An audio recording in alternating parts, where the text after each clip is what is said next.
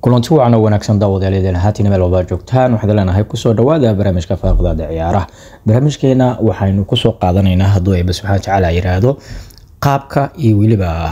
sida ay u ciyaarayaan kulamada soo socda Premier League labada kooxood ee horyaalka ku tartamaya imikan ee kooxda Liverpool iyo waliba kooxda Arsenal haddaba sida hore kugu sheegnay kooxda Arsenal kulamadeeda 5 kulan ama 6 kulan ee ugu horeeyay waxay ahaayeen kuwa dab ah oo markaasi ay kooxdu inta badan ba waxay rajaynaysay inay hesho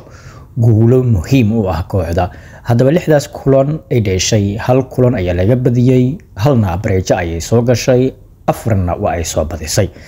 taasi macnaheedu waxay tahay in ay kooxdu markaasi hore u dhaqaaqayso oo hore socod ay leedahay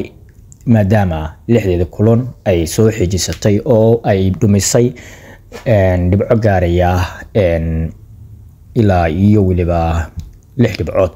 ama 5 dhibcood ku dhawaaday dhumisay haddaba kooxda Arsenal waxay soo jiitantaba ama soo orodaba ay difaac iyo tactics kaleentaba macalinka Arteta u dheelo waa uu ka soo gudubiyay xiliyadii 6 kooxood ee ugu dhibka badnayd markaasi kulamada ugu horeeyay Premier League haddana kooxda Liverpool marka fiirino waxay soo ciyaartay oo idil waxay ahaayeen kulamo aad iyo aad soft ah marka laga reebo kooxda Arsenal kooxda Arsenal markii laga reebo oo ay waqti dambe 83 ay heleen free kick kaasna ay gool ku dhaliyeen waxay ahayd ciyaar aad iyo aad u xakamaysan labada dhinacba oo isleedahay ilaa waxay ku dhamaan lahayd ciyaartaasi every ku dhamaan kari lahayd marka kooxa waxa u dhiman kooxda Arsenal iyo waliba kooxda Liverpool farqa ma qodno marka Arsenal hadda waxa soo hartay kooxa aad iyo aad u yar oo markaasi ay ka baxsan karaan kooxda Liverpoolna waxa soo hartay koox aad iyo aad u adag oo aan ay awoodi karin ba inay ka baxsato marka labadaasi kooxood yaa dhuminayo dhibcooyin Liverpool ma ka soo baxi kartaa 5 kulan ee u dhiman oo aad u adag oo ay ka mid yihiin Man United, Chelsea, City iyo waliba kooxo kale oo aad u badan marka kooxda Arsenalna kulamada u dhiman waa kulamo iska fudud oo ah Burnley iyo West Ham iyo sidoo kale Brentford iyo Sunderland iyo kooxo adiga ay ka baxsan karto way Arsenal marka waxa isleeyahay Arsenal in 5 kulan ay ka soo qaadan karto 15keeda dhibcood way la soo boodi kartaa isleeyahay at least hadii uu badnaatana 13 dhibcood oo kale waxa la imaan kartaa 14 dhibcood oo kaleento wali imaan kartaa isleeyahay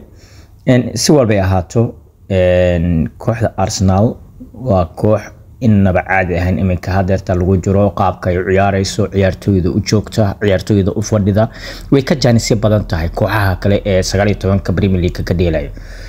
sababtoo ah hadii xitaa dhaawac laga aado sanadkan waxa joogo ciyaaryahanka dhaawacma ciyaaryahan bedelkiisa ah oo la mid ah qatarna ah qaab ciyaareedkiisa iyo waliba weerarkiisa Bukayo Saka to dhaawacmo Maduki ayaa jooga hadda Maduki dhaawacan Bukayo Saka dheeloyo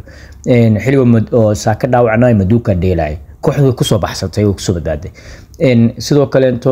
labadaas waxa adan u sii fadhiyay la wiilo kale oo Inweri iyo waliba Max Doman labadooda ayagana lagu macbilay karaa xaaladda markay xumaato sidoo kale Martinelli waxa u fadhiyo ninka la yiraahdo Trossard Martinelli sidoo kale booskooda waxa ka dheeli kara ninka la Eze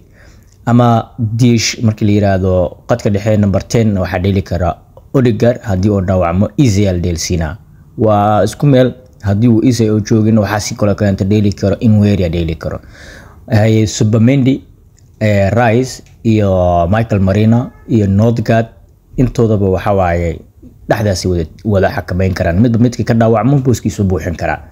afarta gadaalna sidoo daba waxa uu sii joogto afar kaleento Porteriga sidoo kale Porteri kaleenta u joogo aad u wanaagsan tahay marka saaxiibayaal fakirkaaga qaybta commentiga noogu reeb waxaana ka codsanayaa hadii aad nagu cusub tahay oo channelkeena aad ku cusub tahay fadlan inoo follow gareey share gareey oo like iyo commentiga hanaga ilaabin saaxiib aad bad mahadsan tahay sidoo kale hadii aad horey saaxiib noola ahaydna fadlan sii share garay oo muuqaalka si uu u gaaro asxaab fara badan oo adigu page-kaaga ku xiran ama Facebook-kaaga ku xiran si u arkaan barnaamijkeena aan halkaasna ka heli lahayn dhowr qofood oo follow inoo noqota like iyo commentigan hanaga ilaabin oo asxaabteeda qiimaha qaayaha inaga mudan waa saaxiibkiina Maxamed Abuukar Bari oo idin leh tan inta dib ugu kulmi doono. Assalaamu calaykum waraxmatullaahi tacaala wabarakaatuh fi amaanillah.